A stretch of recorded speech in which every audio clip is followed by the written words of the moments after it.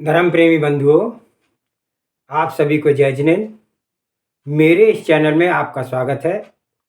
मेरे इस चैनल में 16 कारण भावना अनुशीलन का स्वाध्याय चल रहा है और जिसके अंतर्गत 14वीं भावना आवश्यक प्राणी भावना का स्वाध्याय चल रहा है। आवश्यक प्राणी भावना में हमने सबसे पहले सामायिक आवश्यक का स्वाध्याय किया था। अब दूसरे आवश्यक का स्वाध्याय करेंगे। सामायिक आवश्यक के अंदर स्वाध्याय हमारा चल रहा था द्रव्य क्षेत्र काल भाव का। तो क्षेत्र का द्रव्य का और क्षेत्र का हमने स्वाध्याय कर लिया था। अब हम स्वाध्याय करेंगे काल।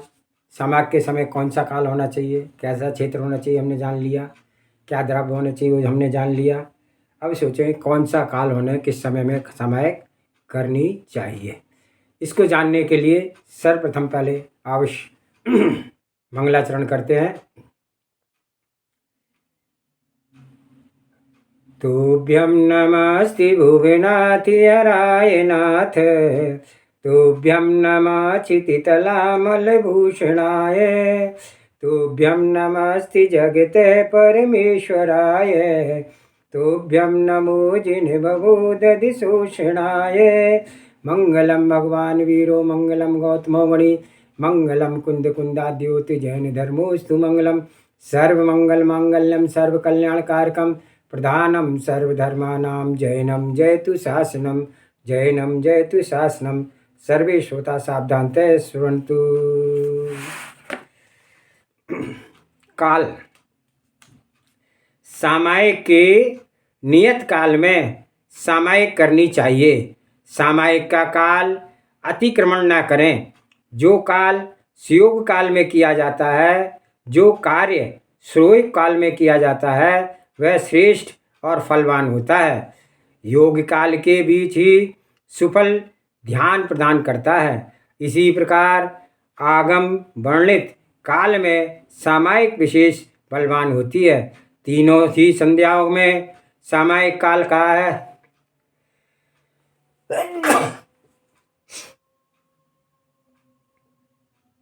अन्य स्वाध्याय आदि कार्य सामायिक काल से सामायिक काल में पूर्ण वर्जित हैं। यानी सामायिक काल में स्वाध्याय आदि कार्य क्रिया नहीं करनी है। अकाल में किया गया का स्वाध्याय क्लेश कलेश अशांति विसंवाद संयम स्वास्थ्य नाश का कारण बनता है। इसलिए यथायोग काल में ही सभी आवश्यक कर्तव्य करना चाहिए। काल में अकाल में किया गया अनुष्ठान कार्यकारी नहीं होता है। सुकाल में ही किया गया अनुष्ठान सुफल देता है। अगला है आसन। सामायिक कौन से आसन में करनी चाहिए? प्रियंगासन को लगाकर अथवा कायोसक मुद्रा में सीधे खड़े होकर के काल का प्रमाण करके इंद्रियों के व्यापार को छोड़ने के लिए जिन वचनों में मन को एकाग्र करके कार्य को संकोच कर काय को संकोच कर हाथ की अंजलियों कर अपने स्वरूप में लीन होना चाहिए।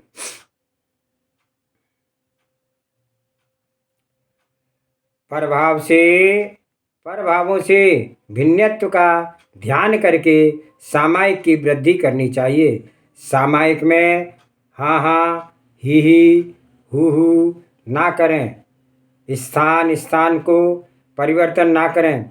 एकांत स्थान पर भी एकाग्र चित्र को धारण कर सामायिक करें। चित्त में के दोलायमान में सामायिक संभव नहीं है।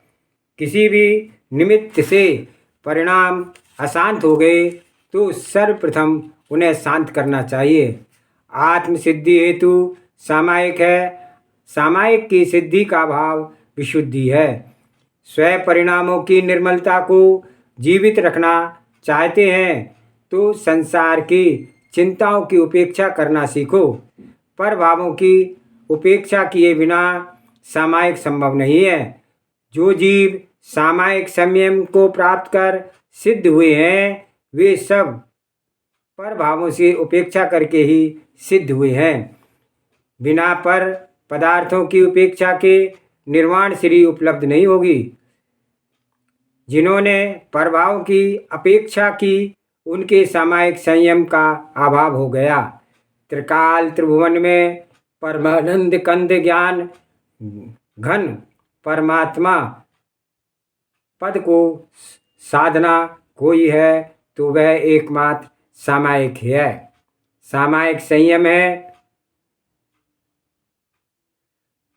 जितने नर वर आत्मसिद्धि को प्राप्त हुए हैं, वे सभी सामायिक संयम के आश्रय से ही प्राप्त हुए हैं।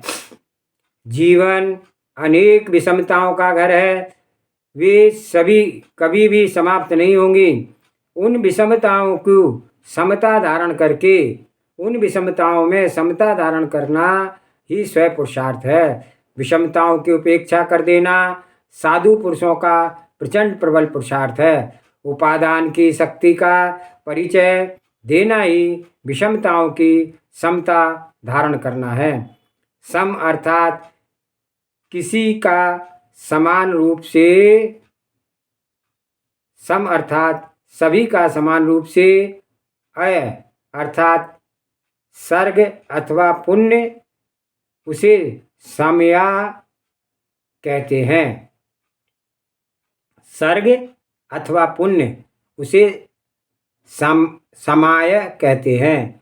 पुण्य का नाम अय है भी है।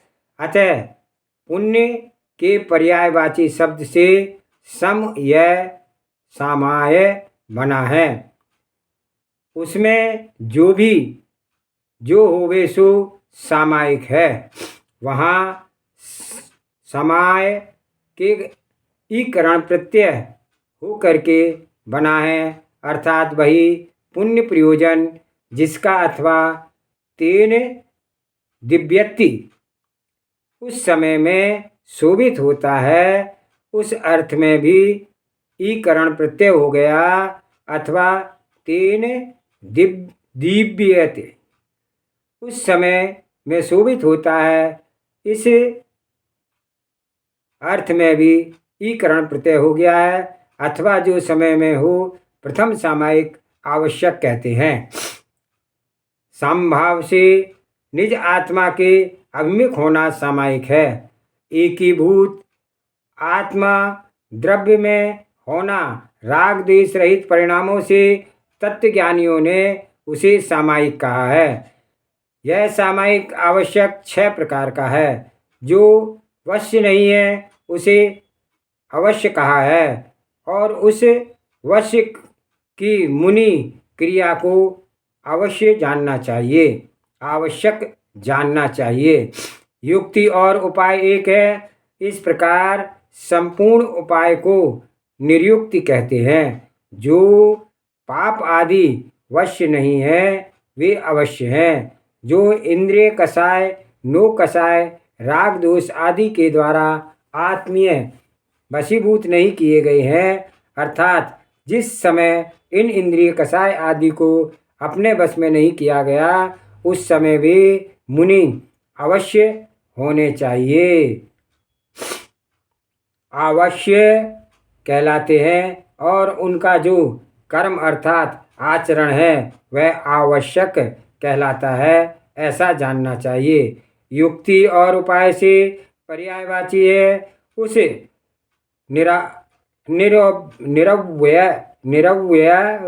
निरवयव अर्थात संपूर्ण अखंडित उपाय को नियुक्ति कहते हैं। आवश्यकों की जो निर्युक्ति है उसे आवश्यक निर्युक्ति कहते हैं, अर्थात आवश्यकों का संपूर्ण उपाय आवश्यक निर्युक्ति है, जो 6 प्रकार की है। उसमें प्रथम आवश्यक सामायिक है, वह भी 6 प्रकार का है। नाम, स्थापना, द्रव्य, छेद, काल, भाव से 6 प्रकार हैं। यह निरपेक्ष विधि से जानना चाहिए। निक्षेप विधि से रहित शास्त्र का व्याख्यान यदि किया जाए तो वक्ता और श्रोता दोनों के ही पतन का कारण बन जाता है। इसलिए निक्षेप पूर्वक आवश्यकों का वर्णन किया जाता है।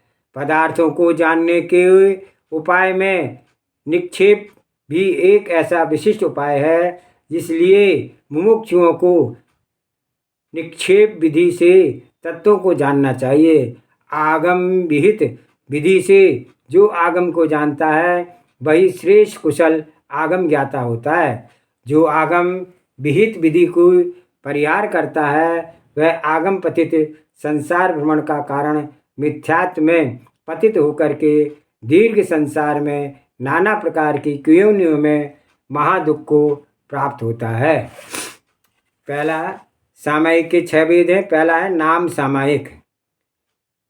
प्रीति अप्रीति को उत्पन्न करने वाले राग द्वेष उत्पादक नाम को सुन करके किंचित मात्र भी मन में संकल्प विकल्प नहीं लाना। अच्छा नाम सुन करके राग नहीं करना, विकृत नाम सुन करके द्वेष भाव नहीं लाना, शुभाशुभ नामों में साम्य भाव रखना नाम सामायिक है। किसी का नाम अशुभ बोलना नाम सामायिक को भंग करना है। स्वयं के शुभाशुभ नामों को सुन करके प्रतिकार करने के परिणामों का होना नाम सामायिक को नष्ट करना है। यदि कोई भद्र नाम ले या अभद्र नाम ले, दोनों ही परिस्थितियों में परिणामों को संभाल करके साम्य भाव रखना चाहिए। किसी भी व्यक्ति व वस्तु के नाम को विकृत स्वयं व अन्य से नहीं करना चाहिए, न अनुमोदना करनी चाहिए। किसी के अशुभ नाम लेने पर खुश नहीं होना चाहिए और अन्य किसी के प्रशस्त नाम सुनकर के खिन्न भी नहीं होना चाहिए। प्रत्येक पुण्य आत्मा जीव को प्रशस्त नाम की उपलब्धि होती है। शुभ नाम भी भावों की विशुद्धि का साधन बनते हैं। भगवान श्री का नाम कीर्तन भक्तजनों के अशुभ कर्मों का हरण कर लेते हैं। इसलिए पुण्य आत्मा जीव के पुण्य नाम भी अघनाशक हैं। प्रज्ञ पुरुष श्रेष्ठ नाम का उच्चारण कर अपने मुख की शुद्धि कर लेते हैं। पापी पुरुष पुण्य आत्मा जीव के स्ववचनों से निंदा करके अपने मुख एवं आत्मा को मलिन कर लेते हैं। प्रत्येक जीवन में प्रत्येक जीव को विवेकपूर्ण होकर के अपने मुख से मधुर मृदु आगम संज्ञा से सीमित युक्त वचन बोलना चाहिए। भांड वचनों का प्रयोग कभी ना कराएं और ना ही अनुमोदना करें। पूज्य पुरुषों का सम्मान के साथ उच्चारण करना चाहिए। चाकर माकर तू कर की भाषा का प्रयोग ना करें। श्रेष्ठ मृदु मधुर आनंदकारी जगत हितकारी हृदयग्राही वाणी सभी को प्रिय लगती है। इसी का प्रयोग श्रेष्ठकर है। नाम सामायिक में लीन साधक संपूर्ण नामों के विकल्पों से आत्मरक्षा करता है। चाहे कोई शुभ अप्रशस्त शुभ या प्रशस्त नाम का प्रयोग करे, वह तो पुद्गल की पर्याय जन्म व्यवस्था मानता है। प्रकृत नामादि निरपेक्षों में अपने परिणामों की मलिनता का घात नहीं करता। नाम तो लोक संसार समव्यवहार को लिए हैं, ना कि आत्मभूत स्व आत्मा है, स्व स्वभाव है। एक ही पुरुष एक ही पर्याय में भिन्न भिन्न दशा में नाना नामों से पहचाना गया है। फिर अस्थाई नाम पर स्थायी स्व आत्म को विमुख क्यों हूँ? ऐसी सम्यक दृष्टि सच्चा साधक चिंतन करता है और अपने शांत भावों की रक्षा करता है। नामों में राग द्वेष नहीं करना ही नाम सामायिक है। दूसरा है स्थापना सामायिक। स्थापना निरपेक्ष के द्वारा स्थापित मन और इंद्रियों को सुख देने वाली प्रतिमाओं को देख करके राग नहीं करना और नेत्रों की अनिष्ट रूप से ताल की आकृति के समान प्रतिमाओं को देख करके द्वेष नहीं करना, शांति और कल्याण करने वाली स्थापना सामायिक है। तीसरा, द्रव्य सामायिक। सोना, चांदी, माणिक, मोती, वस्त्रादि भोगोपभोग के पदार्थों में अथवा मिट्टी, कांटे आदि पदार्थों में राग द्वेष का त्याग कर देना तथा समस्त पदार्थों में समता भाव धारण करके समान परिणाम रखना द्रव्य सामायिक है। यह सामायिक द्रव्यों से उत्पन्न हुए समस्त पापों को नाश करने वाली है। चौथा है क्षेत्र सामायिक। राज, भवन, बगीचे, नदी, सरोवर, सागर, जिनालय, दुर्ग, नगर आदि शुभ क्षेत्रों को पाकर के राग न करना, खंडर, कांटों से पूरित हुए मार्ग, दावाग्नि से जले हुए वन आदि अशुभ क्षेत्रों को देख करके द्वेष नहीं करना क्षेत्र सामायिक है। यह क्षेत्र सामायिक क्षेत्र से उत्पन्न होने वाले आश्रव का परिहार करती है। अगला है काल सामायिक। प्रवट, वर्षा, हेमंत, शिशिर, वसंत, ग्रीष्म इन 6 ऋतुओं में रात्रि, दिवस अथवा तथा शुक्ल और कृष्ण पक्ष में इन कालों में राग द्वेष का त्याग करना, यानी सामायिक के समय कोई भी राग द्वेष नहीं करना, प्रत्येक काल में समभाव में स्थापित रखना काल सामायिक है। और अंत में भाव सामायिक।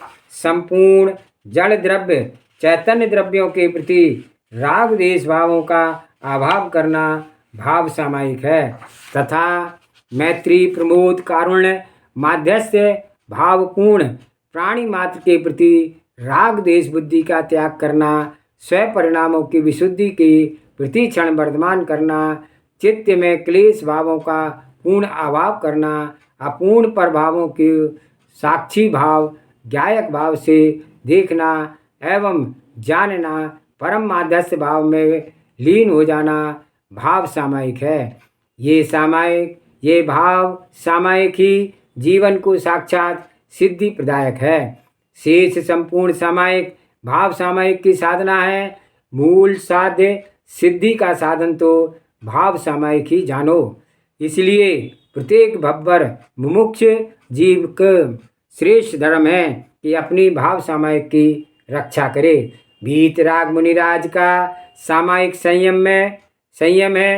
वे अहोरात्र सामायिक संयम में दृढ़ रहते हैं। कदाचित सामायिक संयम में चलायमान हुए तब सच्चे भावलिंगी आत्मसिद्धि धारक साधक आत्महितैषी यतिराज छेदो स्थापना चारित्र को प्राप्त होते हैं और प्रतिक्रमण प्रायश्चित को धारण कर स्व सामायिक चरित्र में पुनः स्थापित हो जाते हैं। सामायिक चरित्र के बिना मुनिराज जल के अभाव में मछली जैसी तड़पते हैं। सत्य यही है कि जो सामायिक में आनंद है वैसा आनंद किसी में नहीं है, चाहे वह चैतन्य या जड़ पदार्थ हो। यही कारण है तीर्थंकर भगवान अजितनाथ स्वामी से लेकर के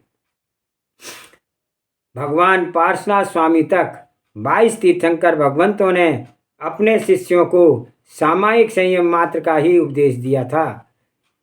इनके शासन काल में मुनिगण प्रज्ञावंत विवेकशील होते हैं और निष्प्रमाद राग द्वेष रहित अपनी चर्या का पालन करते थे। इसलिए अजितनाथ से पार्श्वनाथ भगवान के काल तक छेदो स्थापना संयम की व्याख्या नहीं की गई थी। जितेंद्रियों योगीश्वरों के व्रतों में छंद ही नहीं होता, इसलिए पुनः स्थापना का कोई प्रसंग ही नहीं है। 22 तीर्थंकरों की मोक्ष प्राप्ति हेतु अपनी दिव्य ध्वनि में मात्र सामायिक संयम का ही उपदेश दिया है। प्रथम तीर्थंकर श्री विषभदेव ने तथा अंतिम तीर्थंकर महावीर स्वामी ने अपने दिव्य ध्वनि के द्वारा मोक्ष प्राप्त करने के लिए सामायिक को छेदोपस्थान इन दोनों संयमों का उपदेश दिया। इसका भी कारण यह है कि भगवान ऋषभदेव के शिष्य सरल बुद्धि को धारण करने वाले हैं और महावीर स्वामी के शिष्य काल दोष के सदोष वक्र बुद्धि वाले भी थे और मंद बुद्धि धारण करने वाले थे। अति वक्रता, बुद्धि की मंदता तथा अति सरलता में जीव तत्व एवं चारित्र का सम्यक निर्णय नहीं कर पाते हैं। इस कारण से स्वचारित सदोषता बढ़ते हैं और इन दोषों से मुक्ति होकर के तीर्थंकर ऋषभदेव भगवान महावीर स्वामी ने अपने शिष्यों के लिए छेदो स्थापना चरित्र एवं संपूर्ण प्रतिक्रमण दंडक पूर्वक पढ़ने के लिए आदेशित किया है। संयम के निर्दोष सत्यार्थ बोधात्मक संयम की साधना करने वाले भव्य जीव ही स्वयं पर कल्याण कर पाते हैं। वाक बुद्धि कुटिलता पर भावों में लीन लौकिक कार्यों में संलग्न साधक आत्मसिद्धि की साधना निर्मल सामायिक संयम की साधना नहीं कर पाते हैं। आत्मसिद्धि निष्प्रय शुद्धि स्व आत्म साधना से प्राप्त हो जाएगी। 60 आवश्यकों में द्वितीय आवश्यक है चतुर्विंशति स्थवन। इसका स्वाध्याय कल करेंगे। जहाँ वाणी के ज्ञान से सूझे लोकालोक, सो वाणी मस्तक नमो सदा देत हूँ दो। हे जिन वाणी भारती तोय जपो दिन रैन, जो तेरी शरणागे सो पावे सुख चैन। देव भजो अरिहंत को गुरु सेवा निर्गन, दया धर्म पालो सदा यही मोक्ष का पंथ। 9 बार नमोकार मंत्र।